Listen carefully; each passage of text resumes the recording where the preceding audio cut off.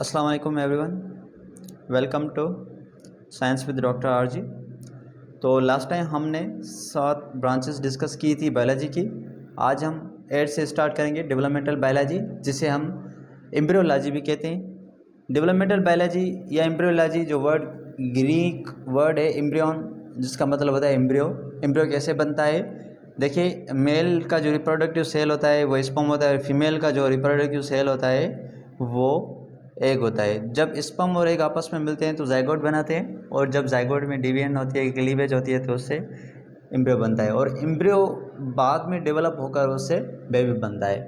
तो एम्ब्रियोलॉजी या developmental biology में हम क्या करते हैं, जो भी एम्ब्रियो है उसमें कैसे डेवलपमेंट हो रही है, उसकी ग्रोथ कैसे हो रही है, और वो फॉर्मेट कैसे होता है, उसकी फॉर्मेशन क्या है, वो कैसे बनता है। तो इस टोटल स्टडी को हम डेवलपमेंटल बायोलॉजी कहते हैं। तो डेवलपमेंटल बायोलॉजी का मतलब क्या होता है? एम्ब्रियो कैसे बनता है, उसमें ग्रोथ कैसे होती है और डेवलपमेंट कैसे होती है, ये सब चीज़ें हम डेवलपमेंटल बायोलॉजी में पढ़ते हैं।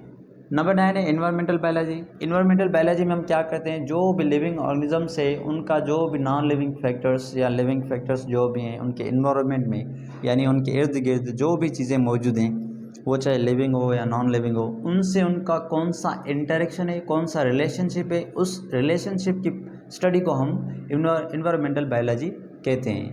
तो इन्वायरमेंटल बायोलॉजी में हम लिविंग ऑर्गेनिजम्स का रिलेशनशिप पढ़ते हैं उनके इन्वायरमेंट के साथ। देखिए, इंसान इस धरती पर रहता है तो यहाँ की एयर से, लाइट से, वाटर से, मिट्टी से, सबसे इसका ताल्लुक़ है। मिट्टी से इसको फूड मिलता है, फॉर एग्जांपल प्लांट्स, वेजिटेबल्स जो भी है, क्रॉप्स, ये सब हम वहाँ से हासिल करते हैं। पानी पीते हैं, एयर से हमें ऑक्सीजन मिलती है। देखिए, ये इन सब चीज़ों पर हम डिपेंड करते हैं, तो हमारा इनके साथ एक रिलेशनशिप है। तो इसकी जो स्टडी है वो हम इन्वायरमेंटल बायोलॉजी में करेंगे। नंबर 10 है पैलेंटोलॉजी। पैलेंटोलॉजी ग्रीक वर्ड पैलेओसिस, पैलेओस जो है वो एंशंट जिसका मतलब है, और ओंटोस का मतलब होता है बीइंग यानी लिविंग ऑर्गेनिजम्स, और लॉगोस का मतलब होता है स्टडी या नॉलेज। तो पैलेंटोलॉजी में हम क्या करते हैं, फॉसिल्स यानी जो एंशंट लाइफ फॉर्म्स है उनके बारे में पढ़ें, यानी वो ऑर्गेनिजम्स, वो लाइव्स जो पहले मौजूद थी अभी मौजूद नहीं है, यानी फॉसिल्स। जैसे डायनासोर बहुत टाइम पहले मौजूद थी, अभी वो इस दुनिया से गायब हो चुकी है। तो इसकी स्टडी को हम क्या कहते हैं, पैलेंटोलॉजी कहते हैं। नंबर 11 बायोटेक्नोलॉजी, जिसका मतलब होता है study and application of techniques to manipulate the genes for desirable characteristics.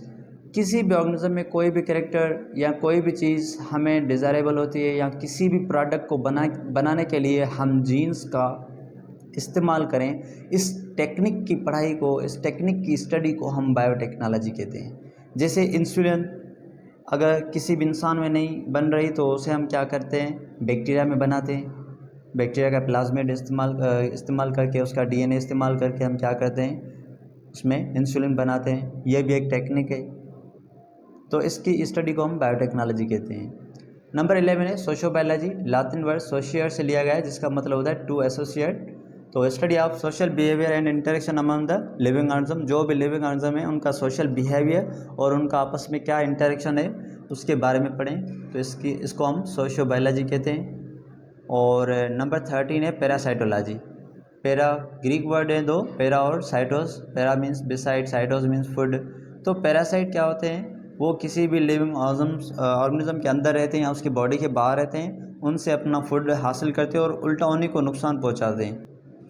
तो उन पैरासाइट और होस्ट यानी जिससे वो अपना खाना, अपना फूड हासिल कर रहे हैं, तो उनके बीच में कौन सा इंटरेक्शन है, उसकी स्टडी को हम पैरासाइटोलॉजी कहते हैं।